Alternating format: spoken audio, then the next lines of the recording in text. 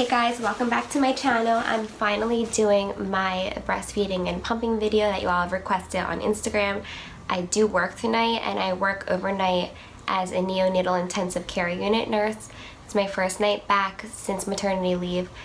I do work every third weekend, so it winds up being 1 or 2 weekends a month, and it's 2 12-hour shifts overnight, so it's an amazing schedule, so I mostly get to be home with my boys. However, I do need to sleep during the day today, so this video is going to be quick, and if you do have any questions, just comment below. Make sure you subscribe and give this video a thumbs up if you like it. I'm just going to jump right into it because I am kind of in a rush. So I had you all ask me questions on Instagram, and I'm just going to answer them. So I'm going to start off with everyone's favorite question: how do I have so much milk? So I have a deep freezer in my basement that is full to the brim of milk. I'd say there's probably over 1,000 ounces in there. I have donated 370 ounces so far. I plan to donate more. I was just waiting to see if my supply was going to drop once I started working out, since that is what happened with my first son, Carter. It did calm down a lot. I'm not producing as much as I was, but I'm still producing more than I need. So a tip, if you start working out, just make sure you're replacing those calories and drinking tons of water, and hopefully you should get your supply back up. So let's start with the pump that I use. I don't know if you'll be able to see it. This is the pump. Let me just unplug it first. So this is the pump. It's a Medela double electric. Most insurance companies will cover this pump if you have insurance. It does plug into the wall, but I just had to unplug it so that I could show it to you. So this is what it looks like. I usually start off on the low setting, and then once my milk comes in, you can feel it, I just put it up higher. I only pump for 15 minutes a session, and depending on when's the last time he ate and depending on just me that day, sometimes I'll pump. The least amount that I've ever pumped was 8 ounces, but sometimes in a 15-minute session I will get up to 16 ounces of milk. Not saying that's normal, that's just how I am. So yeah. So a big question was about cleaning and drying your pump. So I just use like a Clorox wipe to wipe everything down. The one time I did try and clean the tubes in the microwave with a sterilization bag, and I melted them, so do not do that. I guess I can just show you guys, it doesn't need to be plugged in, but a lot of times you get moisture in the tubes. All you do is turn your pump on to high and just let it sit, like without any attachments, just let the tube sit in the water and moisture will work its way out. So another question was, how long do I pump for? I answered that. 15 minutes is the max I ever pump for. Why do I think I have so much? Well, I had a lot with Carter. With Carter, the lactation consultant told me to not give him a bottle or a pacifier for the first 2 weeks after being home. And I did follow her instructions, and it was miserable. It may have been the reason why I produced so much milk, because he was constantly on me, but I was really unhappy with life, and I was like, is this what parenthood is? Like, is it just having a baby attached to your boob all the time? Like, this sucks. So I'll tell you what I did with Tanner. So Tanner, I did give him the pacifier like the second day of life, and he didn't have nipple confusion or anything, which leads me to another question. When did I give him his first bottle? I gave him his first bottle early, I think on day 3, because he was very jaundiced, and I wanted to make sure he was getting enough, because when you have jaundice, the way you get rid of it is to get rid of the bilirubin, which is through their stool or their urine. So I wanted to make sure he was getting volume. I'm not saying, again, that this is recommended. This is just what worked for me and what I did. And he was fine going back and forth from the pacifier to the bottle to the boob. He was okay with that. So I feel like with Carter, like I said, I didn't pump for the first 2 weeks either. They said don't pump, don't do anything, just breastfeed. So after 2 weeks I started pumping. With Tanner, I pumped right away. And I feel like that's why I was telling my body to make more milk. However, I got mastitis twice. So that may happen pumping early on. Some people said that's why I got it, was from pumping too early. I don't know, every person is different. Again, this is what happened to me. I breastfed Carter until he was a year old when I got pregnant with Tanner, and I never had mastitis. And I had it twice. Sorry about my dogs. We're getting our kitchen remodeled, as most of you know. So there's workers here and the dogs are bad about it. How often do I pump? When I first had my boys, I pumped probably like 4 times a day because I felt so engorged. I felt like I needed to. With Tanner, I just pump in the morning when I wake up, and I pump before I go to sleep. Those are the only 2 times I pump, and I am able to freeze a lot of milk because dogs are trying to get in. I'm able to freeze a lot of milk because I'm usually home with him, so I breastfeed him. And a lot of people are not able to stay home with their kids or don't want to stay home with their kids all the time. That's perfectly fine. But for pumping at work, which was another big question, pump as often as your baby was eating. So for me, tonight, my first night back at work, it's overnight, and Tanner eats twice throughout the night. Don't get me wrong, we have our growth spurt days where we nurse all night long, but he usually just eats twice. So tonight when I go back to work, I'm only gonna pump twice during my 12-hour shift, and that should be enough for me. But again, you can feel the fullness. You can feel if you need to pump. My diet. My diet, honestly, I'm gluten-free. I have been for 7 years. I eat a lot of oatmeal. I feel like that is a big thing. I eat yogurt. I eat nuts. I eat whatever I want, honestly. But that being said, you know, everyone's worried about that baby weight and everything like that, but did you know that, and again, this is another question, that every 1 ounce of breast milk that you produce, you can burn 20 calories in 1 ounce. That's pretty awesome. What I do as far as eating doesn't mean I'm gonna pump 100 calories out, or I pump 400 calories and I'm gonna go get a Big Mac. No, I'll eat some avocado toast and have a protein shake. Like, I'm not gonna just eat bad because I'm breastfeeding. A lot of people get that misconception that because they're burning those calories, they can just eat whatever you want. It doesn't work like that. And as far as diet goes with the baby, some people will say that when they eat certain things, they'll see that their baby gets upset. I feel like all babies are gassy. I'm sorry, but I've never met a baby, formula, breast, whatever, that is not gassy. Babies are gassy. They have brand new stomachs. Their bodies are getting used to food outside of the womb. Like, if your baby has gas, they have gas. Don't get me wrong, if they're screaming and crying nonstop, then maybe you should check something in your diet, but I don't not eat any certain thing because of my baby. So far, he's been okay with everything. We have our fussy periods, but we get through it, and I still eat things like Chipotle, and, you know, can't give up Chipotle. Which also brings me into drinking wine, ladies, I know you're wondering, and drinking coffee. Again, what I do is I will still nurse after 2 glasses of wine.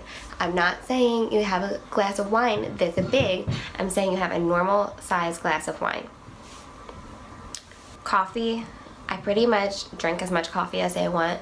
Some days, depending on how my night went, I'll have up to 4 cups a day. So if you guys ever have any questions that you want to research quickly, kellymom.com is that's my go-to. I just really, really like that site. And so what Kelly Mom says is your milk leaves your body as it leaves your bloodstream. So if you're feeling sober, that means you should be okay to pump. I'm not saying you're drinking all night and like, I'm good. You know, I feel good, I'm sober, put that baby on the boob. No. I went out for my sister's bachelorette party last Saturday, and I was drunk, and my boobs were full, so I had to pump. When I got home, I did not feel neurologically okay. I felt drunk, so I dumped my milk because I needed to pump. If you don't need to pump, you're going to sleep it off and then pump, you feel okay in the morning, then do that. So what Kelly Mom also says is that less than 2%, sorry, here are the floors, less than 2% of alcohol goes into your baby's milk. Again, don't be getting drunk and feeding your baby. I am not saying that, I'm not condoning that, I'm just answering your questions. The most that I ever have and feed him is 2 glasses of wine, and it's not like chugging 2 glasses of wine, it's like over a period of time, and I feel neurologically okay. Same for caffeine, less than 1% goes into your breast milk. So again, this is just what I do. What helps moms get milk? For a lot of mothers, fenugreek, the pre-mama lactation drink, things like that help. However, I have hypothyroidism, so I recently found out that fenugreek affects your thyroid, so I don't take it anymore. I did used to drink the mother's milk tea with Carter and all of that stuff, so anything with fenugreek. What I did notice that works for me is Propel and Smart Water. Any drinks with electrolytes, again, I don't like really sugary things, so Gatorade, some moms like Gatorade, it's just, I don't really like sweet things like that, except if it's chocolate. But I'm talking about drink-wise, I don't drink sweet drinks. I like water or Propel. Smart Water has electrolytes if you want just a plain drink. What is his feeding schedule? None. So that is probably one of my best pieces of advice. Some people have been like, oh, well, I had to give my kid formula because they were always hungry. Well, guess what, guys? In the beginning, your kid is always hungry. Tanner lived on the boob for the first week, and some days he still has his days where he does. I give him the pacifier once, and if he is not satisfied with that, then I give him the breast. And usually I only give him the pacifier if we're like out or doing something, or I'm busy with Carter and I can't just like breastfeed him right at that moment. So the more you put them on, the more it's telling your body to make. Also, a big thing for me is baby wearing and skin to skin. Tanner is 3 months old and we still do skin to skin, and it makes my milk come in even more. Baby wearing, I have a Soothe Sure, I have the baby Catan carrier, and just his head being here and like his breathing, everything, it's like tells my body to make more milk. A lot of times, like in the beginning, your breasts are so full and you feel like you need to pump or you have milk. A lot of times that goes away. Like your breast may be feeling like soft and saggy. That doesn't mean you don't have milk. The way that I make sure that Tanner has milk is I look at his tongue. Is their tongue white? If it is, they're getting milk. So a lot of times people pump because they want to see the volume that their kids are getting. For me, a lot of times I'll be done feeding him and one boob is out to here and this boob's flat, so I know he got a good amount off of that side. Growth spurts. So Tanner was like sleeping through the night for a couple of nights, and I was like, wow, this is freaking awesome.